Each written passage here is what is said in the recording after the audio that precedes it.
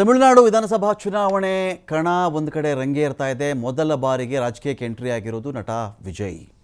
ಸಂಕಷ್ಟ ಕೂಡ ಫೇಸ್ ಮಾಡ್ತಾ ಇರೋದು ಇದೇ ವಿಜಯ್. ಇದೀಗ ಏನು ವಿಷಯ, 48 ಗಂಟೆಯಲ್ಲಿ ವೋಟಿಂಗ್ ಆಗುತ್ತೆ ರೀ ತಮಿಳುನಾಡಲ್ಲಿ. ತುಂಬ ಜಿದ್ದಾಜಿದ್ದಿನ ಕಣ ತಮಿಳುನಾಡಲ್ಲಿ. ವಿಜಯ್ ಎಂಟ್ರಿ ಇದೆಯಲ್ಲ, ವಿಜಯ್ ಎಂಟ್ರಿ ಇಲ್ಲಿವರೆಗೂ ತಮಿಳುನಾಡು ಅಂದ ತಕ್ಷಣ ಏನು ಬರ್ತದೆ ಚಿತ್ರಣ? DMK ADMK ಬಿಡ್ರಪ್ಪ, ಎರಡೇ ಇರೋದು. ಇಲ್ಲ ಅಣ್ಣಾ DMK ಬರಬೇಕು, ಇಲ್ಲ DMK ಬರಬೇಕು, ಎರಡೇ ತಮಿಳ್ನಾಡಲ್ಲಿ ಬರೋಕ್ಕೆ ಸಾಧ್ಯ, ಇನ್ಯಾವುದೂ ಇಲ್ಲ ಇಲ್ಲಿ. ಇಲ್ಲ ಸ್ಟಾಲಿನ್ ಕಡೆ ಪಾರ್ಟಿ ಬರಬೇಕು, ಇಲ್ಲ ಜಯಲಲಿತಾ ಕಡೆಯ ಪಾರ್ಟಿ ಬರಬೇಕು ಅಂತ. ಬಟ್ ವಿಜಯ್ ಎಂಟ್ರಿ ಆದಮೇಲೆ ಚಿತ್ರಣ ಚೇಂಜ್ ಆಯಿತು.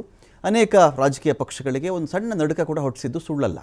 ವಿಜಯ್ ಜನಪ್ರಿಯತೆಯೋ, ವಿಜಯ್ ರ್ಯಾಲಿಗಳೋ, ವಿಜಯ್ ಓಡಾಟಗಳೋ, ಆ ಒಂದು ವೇವ್ ಕ್ರಿಯೇಟ್ ಆಗಿತ್ತಲ್ಲ, ಈ ವೇವಿಂದ ತಮಿಳುನಾಡು ರಾಜಕಾರಣದಲ್ಲಿ ದೊಡ್ಡ ಸಂಚಲನ ಸೃಷ್ಟಿಯಾಗಿದ್ದು ಸುಳ್ಳಲ್ಲ.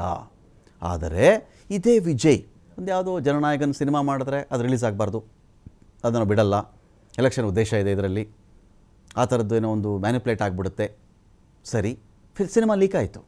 ಆ ಸಿನಿಮಾ ಲೀಕ್ ಆಯಿತು ಎಲೆಕ್ಷನ್ಗಿಂತ ಮುಂಚೆನೇ. ವಿಜಯ್ ಲೀಕ್ ಮಾಡಿಸಿದ್ರ, ಬೇರೆಯವ್ರ ಕಡೆಯಿಂದ ಆಯಿತಾ, ಒಂದಷ್ಟು ಜನ ಅರೆಸ್ಟ್ ಕೂಡ ಆಗಿದ್ದಾರೆ. ಇದು ಒಂದು ಭಾಗ ಆಯಿತು. ಕಾಲು ತುಳಿತಾ ಆಯಿತು.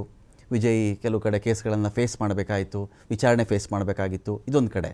ಇನ್ನೊಂದು ಕಡೆ ಚೆಕ್ ಮಾಡಿಕೊಂಡ ಈಗಿರ್ತಕ್ಕಂಥ ಸಮಸ್ಯೆ ಏನು ವಿಜಯ್ಗೆ ಅಂತ ಹೇಳಿದ್ರೆ, 2 ಕ್ಷೇತ್ರಗಳಲ್ಲಿ ಸ್ಪರ್ಧೆ ಮಾಡಿದ್ದು ಇದೇ TVK ಮುಖ್ಯಸ್ಥ ವಿಜಯ್. ಮದ್ರಾಸ್ ಹೈಕೋರ್ಟ್ ತೀರ್ಪಿನ ಮೇಲೆ ವಿಜಯ್ ರಾಜಕೀಯ ಭವಿಷ್ಯ ಇದೀಗ ಅಡಗಿರುವುದು. ಏನು ವಿಷಯ ಅಂದರೆ, ನೀವು ಎಲೆಕ್ಷನ್ಗೆ ಸ್ಪರ್ಧೆ ಮಾಡಿದಾಗ ಒಂದು ಅಫಿಡವಿಟನ್ನು ಸಲ್ಲಿಕೆ ಮಾಡ್ತಾರೆ. ತನ್ನ ವಿವರಗಳನ್ನು ಅಲ್ಲಿ ಹೇಳ್ಕೊಳ್ಳೋದು. ನಾನೇನು, ನಾನು ಎಷ್ಟು ಆಸ್ತಿ ಮಾಡಿದ್ದೀನಿ, ನನ್ನ ಹತ್ರ ಎಷ್ಟು ಕಾರಿದೆ, ಎಷ್ಟು ಚಿನ್ನ ಇದೆ, ಎಷ್ಟು ಸಾಲ ಮಾಡಿದ್ದೀನಿ, ಎಷ್ಟು ಸಾಲ ಕೊಟ್ಟಿದ್ದೀನಿ, ನಾನು ಭೂಮಿ ಎಷ್ಟಿದೆ ನನ್ನ ಬಳಿಯಲ್ಲಿ, ಎಷ್ಟು ಮನೆಗಳಿವೆ, ಕ್ರಿಮಿನಲ್ ಕೇಸ್ ಇದೆಯಾ, ಇವು ಪ್ರತಿಯೊಂದನ್ನು ಕೂಡ ಅಲ್ಲಿ ಬರ್ಕೊಳ್ಬೇಕು ಮನುಷ್ಯ. ನಾನೇನು ವಿದ್ಯಾರ್ಹತೆ ಏನು ನಂದು, ಇದೆಲ್ಲ ಬರ್ಕೊಳ್ತಾರೆ ಅದರಲ್ಲಿ. ಸೊ ಹೀಗಿದ್ದಾಗಲಿ ಏನಾಗಿದೆ, 2 ಕಡೆ ಸ್ಪರ್ಧೆ ಮಾಡಿದ್ಮೇಲೆ 2 ಕಡೆ ಅಫಿಡವಿಟ್ ಕೊಡಲೇಬೇಕು ನೀವು. ಆದರೆ ಒಂದರಲ್ಲಿ ಕೊಟ್ಟಿರ್ತಕ್ಕಂಥ ಅಫಿಡವಿಟ್ಗೂ ಇನ್ನೊಂದರಲ್ಲಿ ಕೊಟ್ಟಿರ್ತಕ್ಕಂಥ ಅಫಿಡವಿಟ್ಗೂ 119 ಕೋಟಿ ರೂಪಾಯಿಗಳ ಆಸ್ತಿ ವ್ಯತ್ಯಾಸ ಕಂಡು ಬರ್ತಾ ಇದೆ ಇಲ್ಲಿ. 2 ಕ್ಷೇತ್ರಗಳಲ್ಲಿ ಅಫಿಡವಿಟ್ ಹೇಗಿರಬೇಕು ಅಂದರೆ ತುಂಬ ಚೇಂಜಸ್ ಆಗಲ್ಲ ರೀ, ಕಾಪಿ ಪೇಸ್ಟ್ ಥರ ಇರುತ್ತದು. Copy paste. ಒಂದು ಫೋಟೋ ಕಾಪಿ ತೆಗೆದುಕೊಂಡ್ರೆ, ನೀವು ಯಾವುದೋ ಒಂದು ಅರ್ಜಿ ಭರ್ತಿ ಮಾಡಿ ಒಂದು ಫೋಟೋ ಕಾಪಿ ತೆಗೆದುಕೊಂಡ್ರೆ ಕ್ಷೇತ್ರ ಒಂದು ಬದಲಾಯಿಸಿರ್ತಾರೆ ಅಷ್ಟೇ. ಈ ಕ್ಷೇತ್ರದ ಸ್ಪರ್ಧೆ ಮಾಡ್ತಾಯಿದ್ದೀನಿ ನಾನು, ನನ್ನ ಜನ್ಮ ದಿನಾಂಕ, ಹುಟ್ಟಿದ ಊರು, ನನ್ನ ಆಸ್ತಿ, ಮನೆ, ನನ್ನ ಕಾರು, ಬೈಕು, ಸಾಲ, ಅಥವಾ ನಾನು ಸಾಲ ತೊಗೊಂಡಿರೋದು, ಕೊಟ್ಟಿರೋದು, ಒಡವೆ, ಚಿನ್ನ, ಇವೆಲ್ಲ ಬಂದುಬಿಡ್ತಾವೆ ಅದರಲ್ಲಿ. ಸೊ ಹೀಗಿದ್ದಾಗ 2 ಕಡೆನೂ ಬೇರೆ ಬೇರೆ ಇದೆ ಇಲ್ಲಿ. ತಿರುಚಿಯಲ್ಲಿ ಸಲ್ಲಿಸಿದ ದಾಖಲೆಗಳಲ್ಲಿ 224 ಕೋಟಿ ಆದಾಯ ಅಂತ ಬಂದಿದೆ. ತಿರುಚಿಯಲ್ಲಿ ಹಾಕಿರತಕ್ಕಂಥ ಅಫಿಡವಿಟ್ಟಲ್ಲಿ. ಪೆರಂಬೂರು ಅಫಿಡವಿಟ್ನಲ್ಲಿ 105 ಕೋಟಿ ಆದಾಯ ಇದೆ ಅಂತ ತೋರಿಸಿದ್ದಾರೆ. ಹೇಗಿದು? ಎಲ್ಲಿ 224 ಕೋಟಿ, ಎಲ್ಲಿ 105 ಕೋಟಿ? ವಿಜಯ್ ಅಫಿಡವಿಟ್ನಲ್ಲಿ 119 ಕೋಟಿ ರೂಪಾಯಿಗಳ ವ್ಯತ್ಯಾಸ ಒಂದು ಕಡೆಯಲ್ಲಿ ಕಾಣಿಸ್ತಾ ಇದೆಯಲ್ಲ. ನಾಮಪತ್ರ ತಿರಸ್ಕಾರದ ಆತಂಕದಲ್ಲಿ ದಳಪತಿ ವಿಜಯ್ ಇದ್ದಾರೆ.